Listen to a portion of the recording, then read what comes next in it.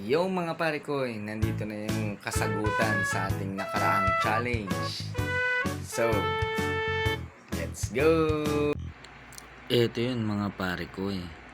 Ang challenge natin dito, dapat makabilang ng 1, 2, 3, 4. Tapos sa kabila din, 1, 2, 3, 4.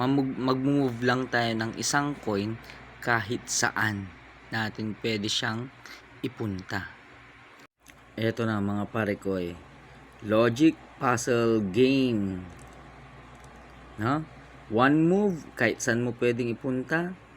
Ito na ang kasagutan. Okay? One move.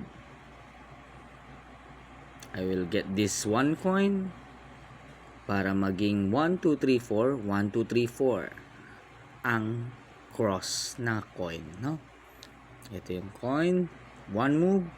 Ilalagay lang natin siya dito sa ibabaw. Yan. So, ang bilang na niya, no? Dalawa yan ha. Ang bilang niya na niya ay 1, 2, 3, 4. 1, 2, 3, 4. Kasi dalawa yan. Yan, mga pare ko.